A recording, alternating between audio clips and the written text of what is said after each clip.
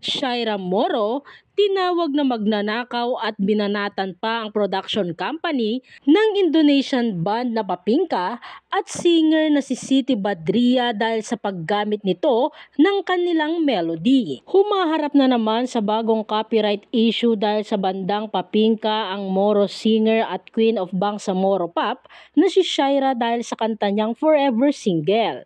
Kumakalat kasi ngayon sa social media lalong-lalo na sa X or dating Twitter ang tungkol sa kanta ni Shaira na Forever single dahil magkatunog umano ang melody at beat nito mula sa kanta ng Indonesian band na Papingka na may song title na Masimen Sintinya. Ayon naman sa composer ng kanta ni Shaira na Forever single, hindi umano nila nagawang humingi ng permiso mula sa bandang Papingka bago nila gamitin ang melody at beat ng kantang Masimen Sintinya. Marami naman sa mga netizens ang hindi nagustuhan ang lyrics ng kanta ni Shaira dahil nadudungisan umano ang mga taong pinipili ang maging single kahit sila ay nasa 30s na. Marami din ang mga fans ni Shaira ang nagtanggol sa singer dahil ang lyrics umano ng kanta ni Shaira ay para sa kanyang local fan base o para sa Bangsamoro region na kung saan magkaiba ang kultura. Sa naturang kanta ni Shaira napansin ng mga netizens ang pagkakapareho ng Forever single sa kanta ng Indonesian band na Papingka. Naglabas naman ng disclaimer statement ang AHS, ang record label ni Shaira tungkol sa kanyang kantang Forever single at ayon sa kanila nahango talaga ang kanta nila sa kanta ng Papingka. Ani ng AHS. Disclaimer. The content presented here is a work of parody and should be viewed as such.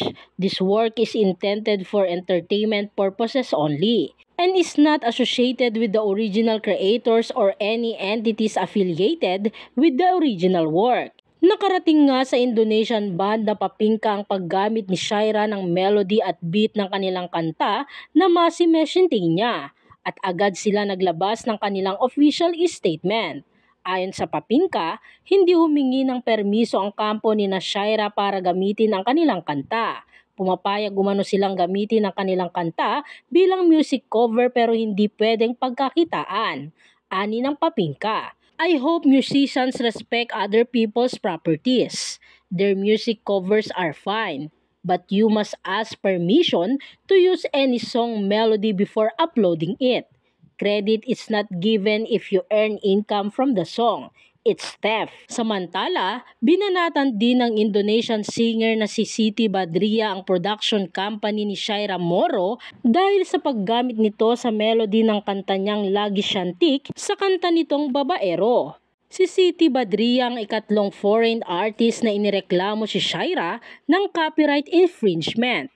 Una ay ang Australian singer-songwriter na si Lenka na ginamit ang melody ng kanyang Trouble is a Friend sa Selos at ang ikalawa ay ang Indonesian band na Papingka na katunog ng Forever single ang hit nila na Masimen Sintinya. Inuulat ng isang Facebook page na Pinoy History na pinagsabihan umano ni Siti Badriah sa Instagram ang AHS Productions ang nagmamanage kay Shaira na ito at hindi ang Moro singer ang dapat sisihin sa tambak na copyright claims. Anya ni Siti Badriah na naisalin sa Ingles. That has nothing to do with Shaira. She's just singing her music. It's a production that requires an explanation to follow the melody of my song, but they should ask the music composer and find a way to contact them first.